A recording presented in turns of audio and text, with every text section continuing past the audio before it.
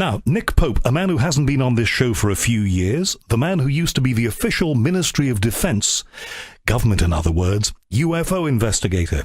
He left the MOD. He's now in the United States. Yes, it's good to be back on the show. And Nick, what do you call yourselves these days? I am a little confused.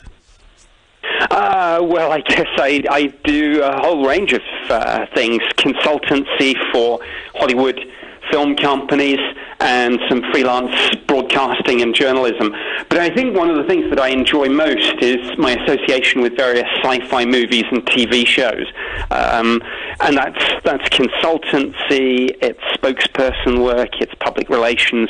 And I've been involved in some of the biggest and most iconic shows and movies of the years, and it's great fun. And I've written a bit of sci-fi myself, of course, so I come at it with two hats on, my former MOD UFO investigator hat and my sci-fi author hat. Now look, we've all got to make a living and we all have to do what we have to do. What would you say to those serious and hardened UFO people out there, and you know that they have their say online about you, and some of them love you and some of them don't, who would say that you've sold out the serious investigation to go to Hollywood? Well, I would say, firstly, get over yourself. If you can't have a little bit of fun in life, what's it all about? But the other thing is, I think that what I do when I'm involved with some of these movies and TV shows is try to add some authenticity, some realism. And people often complain, and skeptics say, oh, all these UFO sightings and alien abduction stories, they get it all from sci-fi. Actually, no. It's as much the other way around. If you look at shows like The X-Files, you find that people like Chris Carter, the creator and lead writer, does research so well. He goes out into the UFO community. He's been to conferences, he's read all the stuff. So when you see that kind of thing in shows like The X-Files, it's because the work's been done properly. So in one respect, I would say that hopefully I am adding that authenticity. I mean, this was my government job, and if I can bring a flavour of that to some of the fiction, then I think that's a good thing. Okay, we'll talk a little bit more about that in a while, but I want to talk about that government job because a lot of people today will be very surprised, possibly gobsmacked, at the fact that you were employed by our Ministry of Defence to do something that so many of us would love to have done for a living, and that is to collate reports from the public and members of the armed services, police and whatever, of strange and anomalous phenomena in our skies and around our nation. Talk to me about that job. Well, the job itself dated back to the 50s, and it's to the fact that people, often our own Air Force pilots, were seeing things, strange things in the sky that they couldn't identify, and sometimes tracking them on military radar too. And we were not in the business, and nor should we have been, of ignoring those kind of high-quality reports. Now, that job ran for many years. I did it for much of the early 90s. I should say it was only one posting out of a much wider 21-year Ministry of Defence career, which saw me do all sorts of other weird and wonderful things too. But I very much enjoyed the post. As you say, it's a job that a lot of people would absolutely kill for, I'm sure. It was by far and away, I think, the most interesting and maybe in a sense quirky job in the Ministry of Defence. And although the MOD's UFO project was axed in 2009 as part of a series of defence cuts, the actual additional cost to the taxpayer was never that much, because all the things you need to investigate UFOs were already there. Our military radar systems, our experts in analysing photos and videos. So this job was done really with existing resources, largely. Did anybody ever tell you in the years, and you'll tell me how many years that was, that you did that job, what your remit was, what they wanted you to deliver? Oh, absolutely. I mean, from day one, the terms of reference were very clear. My job was to research and investigate the UFO phenomenon, and specifically the sightings that were reported to us on a daily basis, investigate them and determine whether there was evidence of anything of any defence significance to the United Kingdom, either a potential threat or indeed a potential opportunity, I suppose. So that suggests, and I'm sorry to interrupt, but that suggests, doesn't it, Nick, and this is a fascinating point, that somebody somewhere at some level believed indeed that these things may have been a threat, or indeed, as you say, an opportunity. Somebody somewhere senior within the MOD believed that these things might well exist. Absolutely. Now, I think there's a counter-argument that says, yes, that would apply equally if these things were Russian as opposed to Martian. But you're absolutely right. Over the years, there have been a whole string of people at very senior level, including defense ministers, who have been believers, some have been skeptics, and some have been right in the middle. One of the amusing stories that I like to tell is after I left the UFO job, when I was in security, I got a call from one of the ministers, one of the defense ministers' outer offices, and I was told minister wanted a briefing on UFOs. Uh-huh. And I said, well, I don't do that anymore. You should go to Directorate of Air Staff and they'll give you the official brief. And the private secretary said to me, no, minister doesn't want all that no defense significance you trot out to Parliament and the public. Minister wants a proper briefing. And in their terms, what was a proper briefing? What did they want you to say? How honest did they want you to be? Well, proper briefing was doing more than, as I say, just trotting out this lazy, no defence significant soundbite that we peddled, I'm afraid, with apologies, to both Parliament, the media and the public. We said we significantly downplayed the true extent of our involvement in this and of our interest in it. Behind closed doors, I think we were much more open-minded and doing much more on this, classified intelligence studies, that sort of thing, than we ever let on to Parliament and the media. I don't think I've ever heard you say that in one of our many conversations together when you were in the UK. That's fascinating. Did anybody in all of that time ever say to you, Nick, you've been working for us here, collating these reports, doing a great job, are you a believer? Oh, yes, absolutely. People came up to me in the corridors all the time, and it was a widely known job in the department. I mean, everyone knew we had this kind of X-Files job, and indeed, the X-Files started showing pretty much when I was in the middle of that tour of duty, so the parallels were quite obvious, and people would come up and start whistling the theme tune to me in the corridor, and they would say, "Come on, Nick, what's going on? What do you believe? What's really going on? What's going on in room?" I think it was 8245, I think, at the time. Right. Okay, well, that's interesting. And to be on at the same time, or to be doing your job at the same time as the X-Files, can't have been the easiest of experiences. As we wrap up this first segment, I just want you to revisit something that you told me a long time ago. There was a percentage that you used to use for the number of reports that you felt were credible versus the ones you felt really could be explained in a rational way. It's an interesting figure. Can you remember it? The one that I think I quoted was 80% of UFO sightings can be explained as misidentifications, hoaxes or delusions. 15% of cases there's insufficient data to make a proper determination, a definitive assessment, and 5% unknown. Okay, and even if 5% turned out to be something that maybe came from somewhere far away from here, and the other 95% were complete garbage, we are still looking at something that could change our perception of everything we know.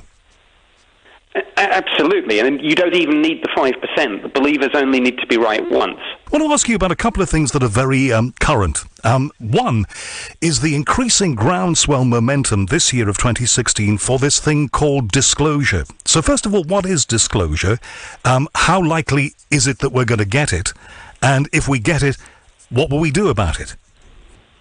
Disclosure, kind of spelt by the UFO community with a capital D, is basically that archetypal, stereotypical view. The president goes on TV, my fellow Americans, people of the world, we are not alone. Actually, there's no problem with any president or prime minister saying that. The constitutional problem would arise with the unstated postscript, which would be, by the way, we've lied to you about this for 70 years. So I'm not sure that's going to happen. I think it depends, of course, self-evidently on what there is to disclose. Is there literally, as some people believe, a spaceship in a hangar? Or is it just a little bit more nebulous than that? Is it the fact that, yes, we have these unexplained sightings, and no, we don't necessarily know what they are, but we can't, even within government, quite put our finger on it? So that's one issue. Now, the second issue is this is becoming something of an election issue here in the United States. Hillary Clinton and her campaign manager, President Obama's former chief of staff, John Podesta, have made quite a lot of surprising statements about wanting to reopen UFO investigations, wanting to know what's going on at Area 51. And Donald Trump has yet to say anything about this, or he won't hold back. So it could be an interesting election campaign. Now, do you think, as some people that I'm hearing out of the United States saying at the moment, that Hillary Clinton is beginning to backpedal a little bit on this? Well, I think she'd be very wise to, actually. I think it's a mistake to try and make this an election issue. Americans don't really, for all the kind of talk about this in the media, the real issue I think that people are always interested in is the economy, jobs, the terror threat, the taxes, those sorts of things. And I think a candidate runs a huge risk by talking about this, because it's very easy to see that somebody like Donald Trump could say, well, I am interested in jobs and the economy and taxes, and my opponent is interested in space aliens. Right, so there's a clear and present political reason for not being quite as interested. Yes, I think she'd be advised to back off it, and if asked, to say that her interest in this is really just a commitment to open government and freedom of information. Right. If we look back at the history of recent presidents, though, Hillary's husband, Bill, it was rumored for a very long time, my memory goes back that far, that he was going to be the one who would disclose, and he didn't really. They said when Obama came in, this is the man who's going to do it.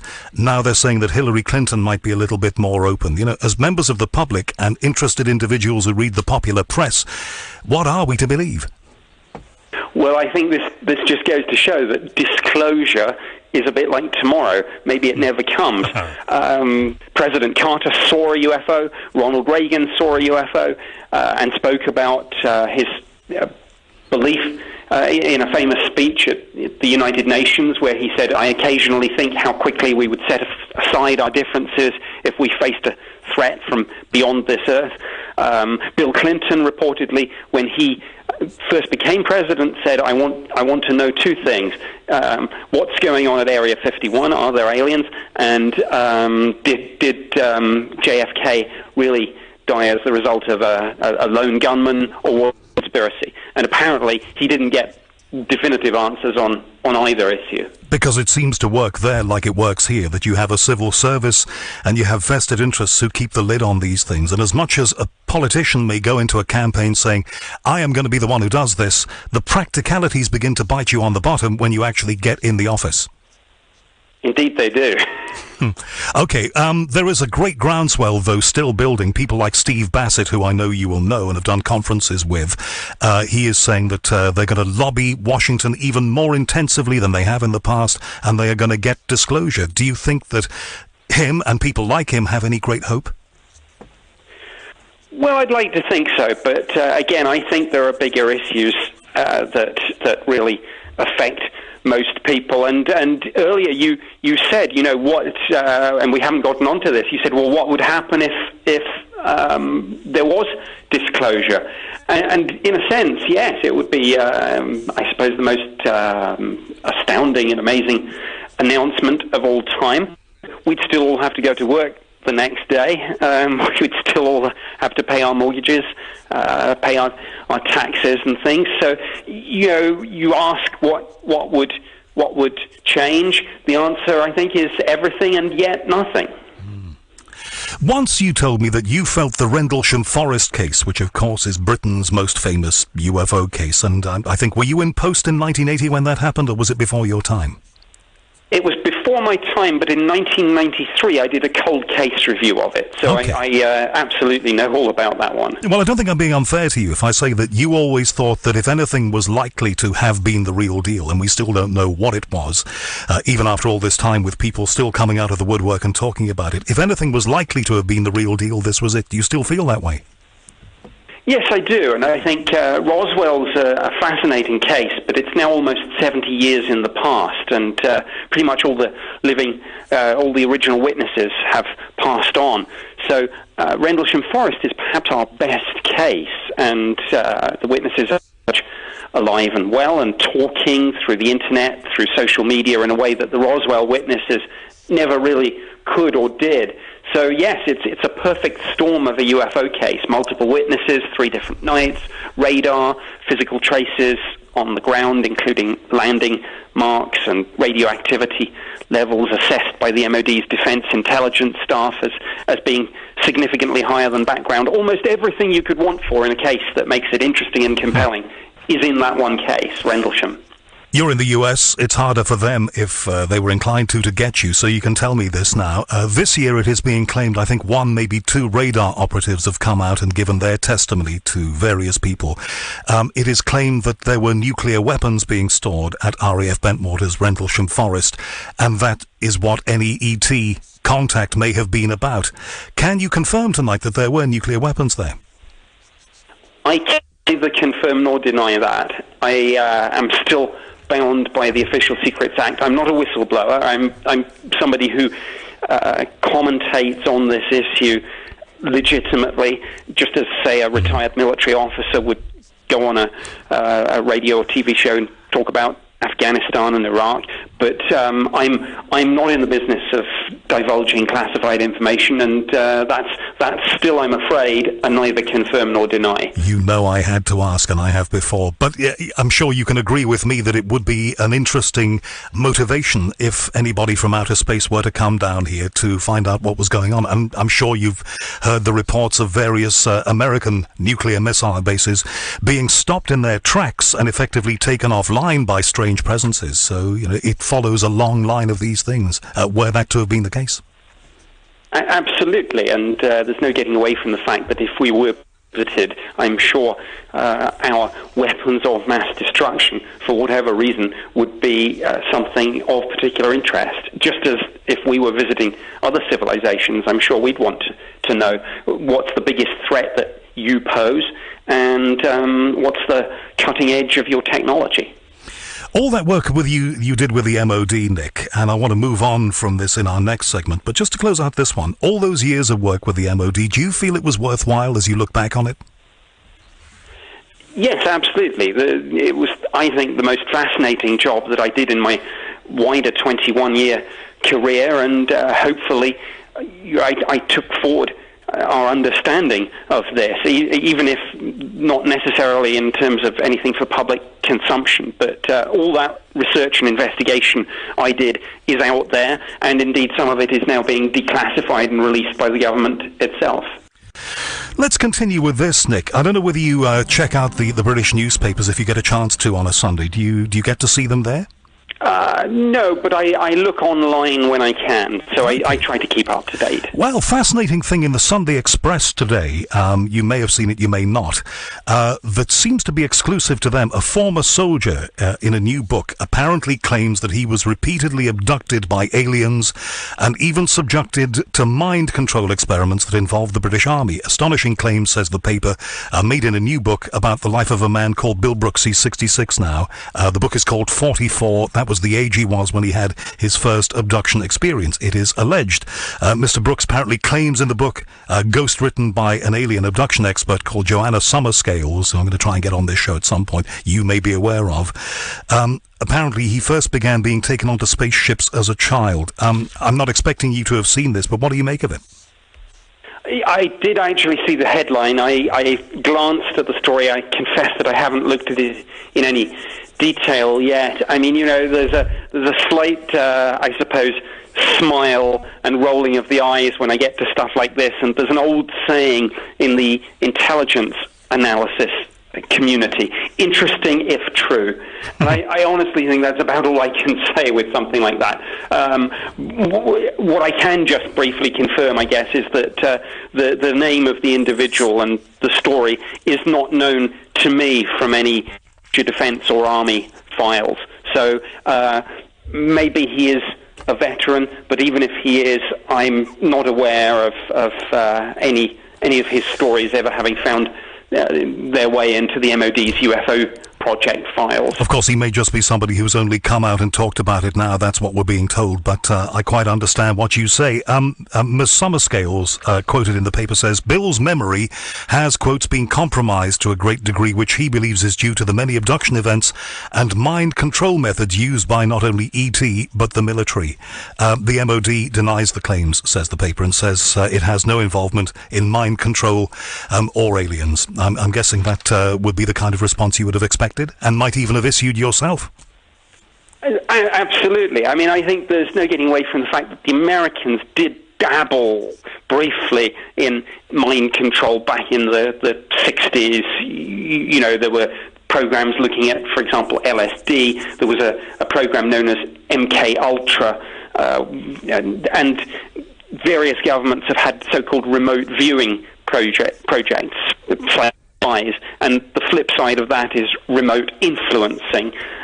But I do not believe the British government has got involved in any of this. We had a remote viewing project or study a few years ago. That's been declassified now. But all these stories of the military themselves abducting people and doing things like this, I'm afraid that sounds to me more like science fiction than science fact. I've interviewed over the years of doing this show in various places a lot of people who claim that they have been abducted. Some of their stories have remarkable similarities.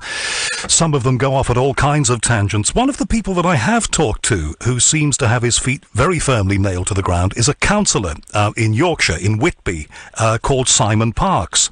I did a whole hour with him. I'm sure you're aware of him. He says he's been abducted his whole life. His claims are truly extraordinary, the extent to which they, in inverted commas, have had contact with him, he says. What do you make of stories like that? Again, I'm afraid it's the old interesting if true thing. You know, I would say, and I'm not being entirely tongue-in-cheek here, I'm saying all these people who claim to have been abducted and taken on spaceships, you know, just next time you're up there, just take one little artifact. You know, all we need is some little widget that says made in Alpha Centauri or something. Get it to the scientific community, have it analyzed, and then we can stop debating about this. We'll know. You are so well connected. You're in the United States now. You know a lot of people. You and I have talked both off and on air about all of the things that you know and the people that you come into contact with. Are you frustrated that in all of these years of being interested in all of this, nobody said, Nick, as long as you keep quiet about it, maybe this has happened, and maybe you can't tell me. But anyway, as long as you keep quiet about it, Nick, come to Wright-Patterson Air Force Base, and in here we've got a hangar that has all of the exotic materials that we have been collecting since the 1940s. If that hasn't happened, it must frustrate you. If it has happened, please tell me tonight. Well, it hasn't happened. Okay. That, as I said earlier in the show, might just reflect the fact that there really isn't a spaceship in a hangar at Wright-Patterson Air Force Base. But yeah, if there is, I would love to get that call. And if Hillary Clinton is elected president and does find that there is truth in any of this, well, I would love to, I'm sure, become some sort of special advisor on the subject. Now, when the phone goes in Nick Pope Towers in the United States these days, and you get a call from Mr. Ratzenberg, Katzenberg, Matzenberg, whatever, in Hollywood, wanting to book you for a big movie project, how does that go? How does that conversation work? What do they ask you for? Well, basically, it could be a couple of things. It could be a consultancy in terms of what sorts of things do people report, shapes of UFOs, types of aliens, you know, so plot development, stories, that sort of thing. Or it could just be being a spokesperson for the movie, going on various TV, radio shows and talking about it, talking about how how true it is to real life in terms of what people see and report. Do you find that the information that you're able to give appears in the form that you delivered it to them? In other words, if you tell them the average UFO shape is this, does that translate into what appears in the movie or the TV show? Do they listen to you?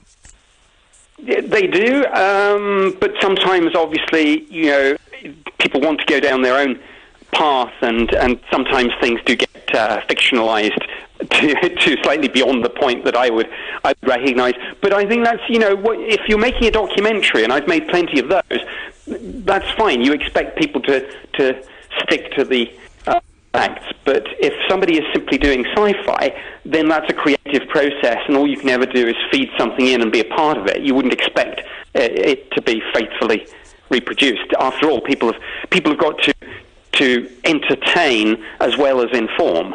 We said at the top of this that there are some people in the UK who see you as a merchant of disinformation. Do you find the Americans have a more open-minded attitude to you? I think so, but there's no getting away from one's past, and I think to some people I will always be the bad guy. I will always be the person that did this for the government, and to some people in the UFO and conspiracy theory community, I'm part of the cover-up. I'm part of the conspiracy. I'm one of the real-life men in black. There's nothing I can do to stop people believing that, I'm afraid. Are there men in black, Nick? I say this for a reason, and I may have told you this story before, and it's a true story. It's something that happened when I was doing this show on our sister station TalkSport about 12 years ago. I spoke to the former Defence Minister of Canada, a man who believes that UFOs are more than we've been told. A very, very interesting man, this guy. And, we ran the interview, and the following week I was leaving this building with my producer, Dave, and we walked down the steps in Hatfields here in London, a very quiet place on a Saturday night as it was. And Dave said, "You ain't going to believe this." And he pointed across the road to what was normally an empty street. And there was a black limousine, as we would call it, a Jaguar as they call it in America, and two guys in the front who looked like the Blues Brothers with black suits, white shirts and black ties. Anchored to the front of this car's dashboard was a camera that was following us. Literally, the lens was pointed at the pair of us as we walked down the street. Now, either that was the world's greatest hoax and joke by somebody, and I've never found out about it since, or perhaps we do have men in black here. What do you think? Well, it's possible, but on the other hand, if you were really wanting to conduct covert surveillance, I don't think it would be done in such an obvious way, in a way that conforms absolutely to the stereotypical view of this. I mean, I think if it was real-life surveillance, it would just be a battered old Ford, and you wouldn't even see the camera. So I'm afraid for something like that, I do suspect either it was a practical joke, or people on their way to a costume party, or somebody shooting a movie, or any one of a number of different possibilities. But in one way, that drawing attention to yourself is the last thing that you would do in genuine covert surveillance. And the name of that Defence Minister, of course, Paul Hellyer, it's just come to me. When you left the MOD, did they allow you to take the files with you? No, absolutely not. Having said that, the Ministry of Defence is pretty much coming to the end now of what will be an 8-year program to declassify and release this material and publish it at the National Archives. And I've been involved in that process as a spokesperson. I've written feature articles in the media every time some of these files are released. So, yeah, I didn't get to keep them, but I am now getting to see them again, which is something of an interesting blast from the past. As they're being released, presumably. Yes, indeed, or just a little bit before so that I can preview them. Really? So you do get a chance, you do have a little bit of special access. Of all those cases in all those box files, which is the one that in the years that you worked for the MOD was truly unexplained for you? Well, I think one called the Cosford incident from 1993, where we had, over a period of about 6 hours, sightings up and down the country, multiple police witnesses, and 2 Air Force bases, RAF Cosford and RAF Shawbury, were overflown by a huge triangular-shaped craft, which was virtually hovering on occasion, and then shot off to the horizon at immense speed, and we never explained that one, needless to say. And presumably you talked to witnesses, and if you did, what did they tell you? I interviewed all the witnesses, as I say, lots of police, lots of military, one civilian who said that at first all he saw was the stars just appearing to go out one by one, and then he gasped in shock and horror as he realized that they were going out because a huge object the size of a football field was just silently passing over his head at a height of maybe no more than 200 feet. These seem to be like common factors in these cases, and a number of people that I've spoken to who say that they saw something of enormous size, you know, the size of a football field or something of that order, often moving at enormous speed or moving slowly and silently. These all seem to be common factors, but even after all of these years of similar reports in the United Kingdom, certainly, we're still no closer really to knowing what these things are.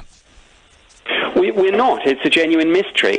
We might never get an answer, or we might get an answer tomorrow, and that's one of the fascinating things about this, and that's one of the reasons why I stay involved and interested. Right, and what do you plan to do next, Nick? What's the next project? Is it a work of fiction, another movie? I'm working on a couple of fictional ideas, actually unrelated to UFOs. My last job was in security, so I'm thinking of writing a sort of terrorist-based techno thriller, but I'm also doing plenty of TV work here in the US, Ancient Aliens, NASA's Unexplained Files, and working on a couple of ideas for my own show, a sort of Nick Pope Investigates. Right, I'm surprised actually you haven't done that already. The time will come, Nick, you know. Absolutely. And when it does, if you need a narrator, here I am. Nick Pope, lovely to talk with you again. We'll catch up again in the future. Thanks very much for being here, and enjoy the rest of your Sunday. Thank you very much. You too.